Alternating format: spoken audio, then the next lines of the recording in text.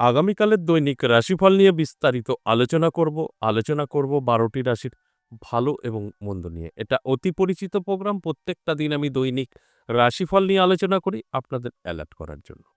আগামীকাল ২৪শে ফেব্রুয়ারি, সপ্তমী তিথি, কৃত্তিকা নক্ষত্র, ইন্দ্রযোগ ও জন্মরাশি মেষ। এবার আমি বিস্তারিত আলোচনা করব ১২টি রাশিকে নিয়ে, ভালো এবং মন্দ, কোন দিক থেকে ভালো, কোন দিক থেকে খারাপ সবটাই বোঝানোর চেষ্টা করব। তাই সঙ্গে থাকার অনুরোধ রইল। এছাড়াও জানতে পারবেন ৩টে রাশিরই জাতক-জাতিকাদের অর্থপ্রাপ্তির যোগে ভাগ্য বদলাতে পারে। ৪ রাশিরই জাতক-জাতিকাদের অবশ্যই আমি বলব কোনো শুভ খবর পেতে পারেন। ১ রাশি তো অবশ্যই তাদের ভাগ্য বদলাবে। অর্থাৎ ৫ রাশি। আর ৪টে রাশির জাতক-জাতিকাদের সাবধান থাকতে বলব। তাই সঙ্গে থাকার অনুরোধ রইল শেষ পর্যন্ত। যদি দেখতে পারেন, জানতে পারবেন লাকি নাম্বার, শুভ সময়, অশুভ সময়। বেশ কিছু জাতক-জাতিকাদের এই লাকি নাম্বার এবং অশুভ সময়, শুভ সময় কাজে আসতে পারে। তাই সঙ্গে থাকার অনুরোধ রইল। অবশ্যই আলোচনা থাকবে। তার আগে আমার সাথে কিভাবে যোগাযোগ করবেন সেই বিষয়টা একটু বলে নিই। নমস্কার, জয় মা কামাখ্যা, জয় মা তারা। যারা ভীষণভাবে বিপদে আছেন, কি করবেন বুঝে উঠতে পারছেন না, নানা জায়গায় গিয়েও সঠিক পরামর্শ পাননি, আমি বলব একবার হলেও আমার সাথে সাক্ষাৎ করতে পারেন। কিভাবে সাক্ষাৎ করবেন? দেখুন, আমাদের অ্যাভেলেবল কোনো চেম্বার নেই। ২ টো জায়গায় পাবেন, তারাপীঠ এবং আমার নিজের মন্দির ১০ মহাবিদ্যা কালীবাড়ি। এই ১০ মহাবিদ্যা কালীবাড়িতে পাবেন ৩ দিন সপ্তাহে, সোমবার, মঙ্গলবার, বুধবার। আর তারাপীঠ ইংরেজি মাসের শুরু এবং শেষ।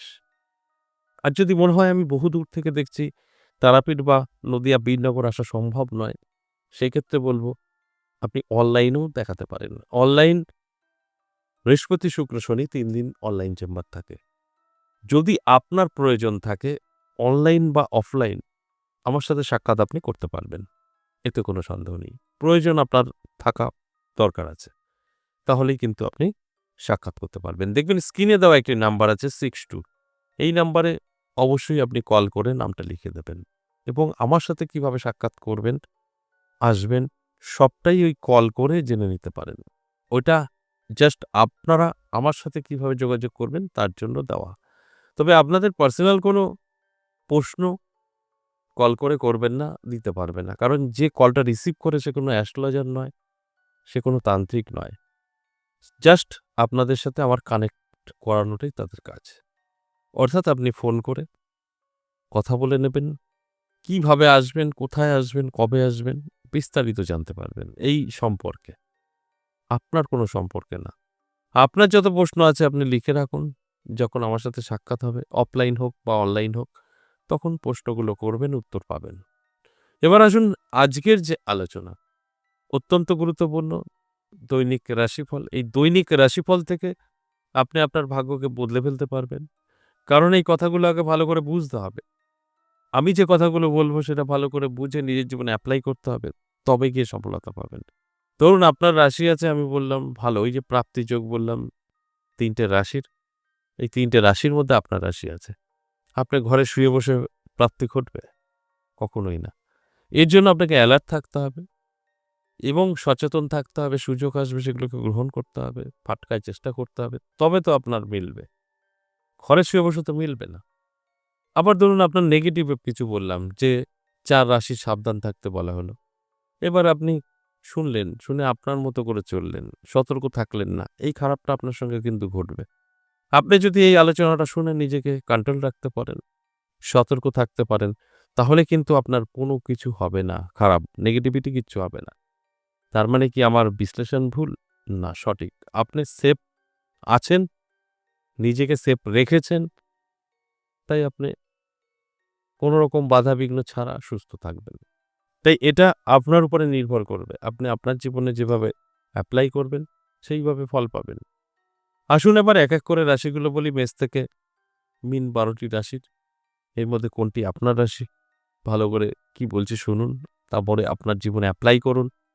দেখুন আপনার সবটাই ভালো হবে। নেগেটিভটাও কিন্তু আপনি পজিটিভ করে নিতে পারবেন। মেষ রাশির জাতক-জাতিকাদের কিন্তু সময়টা অত্যন্ত শুভ। কোন দিক থেকে?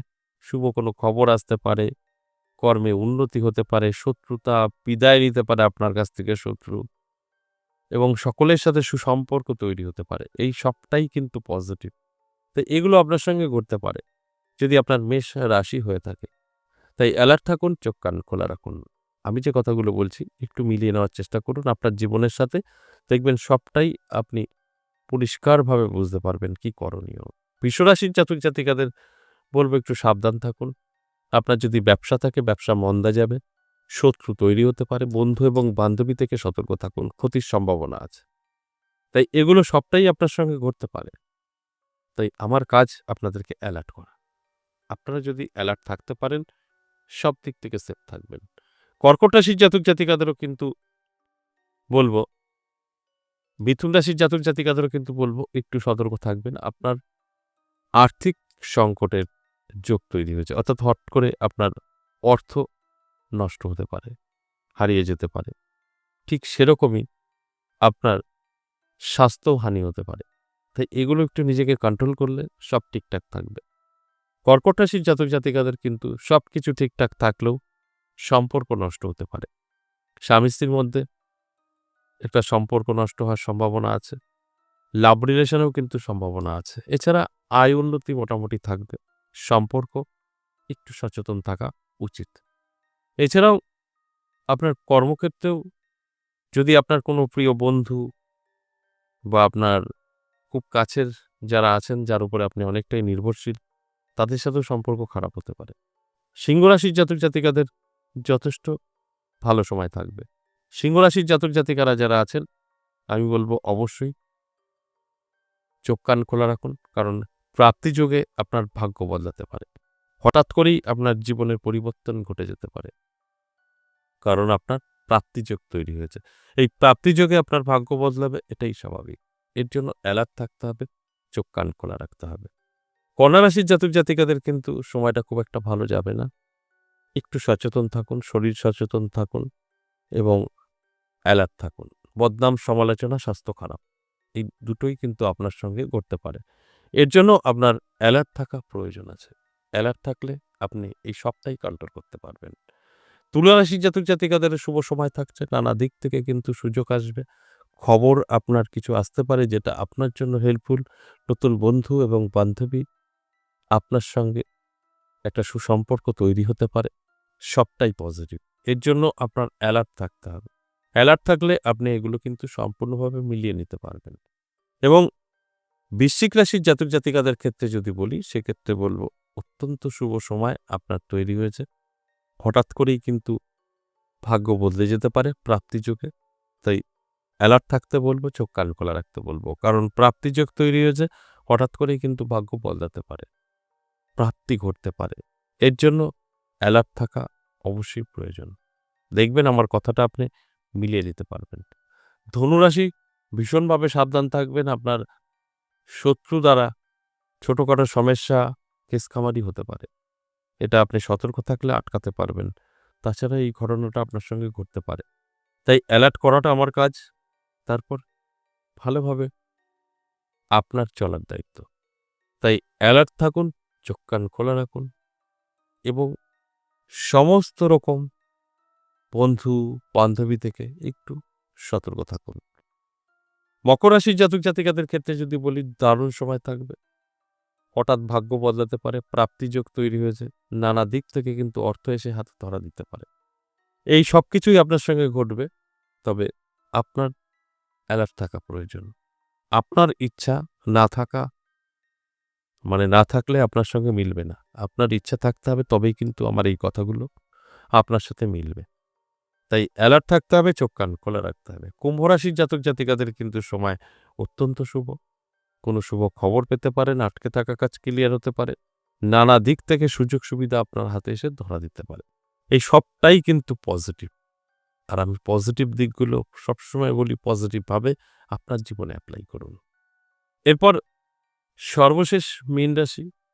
মীন রাশির জাতক জাতিকাদের কিন্তু স্বাস্থ্য দারুণ থাকবে। যদি আপনার স্বাস্থ্য খারাপ থেকে থাকে তাহলে আগামীকাল আপনি খুব হ্যাপি মনে করবেন স্বাস্থ্যের দিক থেকে এবং আপনার মান যশ খ্যাতি বৃদ্ধি পাবে। সকলের কাছে প্রিয় হয়ে উঠতে পারবেন। এটা অত্যন্ত শুভ আপনার জন্য যদি আপনার মীন রাশি হয়ে থাকে।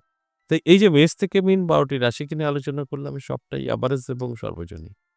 আপনার ব্যক্তিগত বিষয় জানতে গেলে নিজের জন্মছক বা হস্তরেখা বিচার করাতে হবে। এবার আসুন আগামীকালের রাহুকাল সময়, যেটা অশুভ সময় আমরা বলি। দুপুর ২:৪৪ থেকে বিকেল ৪:১১ সময়টা রাহুকাল। এছাড়া সারাটা দিন শুভ। এবার লাকি নাম্বার বেশ কিছু জাতক জাতিকাদের কাজে আসবে। লাকি নাম্বার 3, 9, 7 এবং 8। এটা ১২টি রাশির জন্যই প্রযোজ্য। আশা করি বুঝতে পেরেছেন। আজ এ পর্যন্তই, আবারও আসবো নেক্সট ভিডিও নিয়ে। ততক্ষণ ভালো থাকুন। নমস্কার।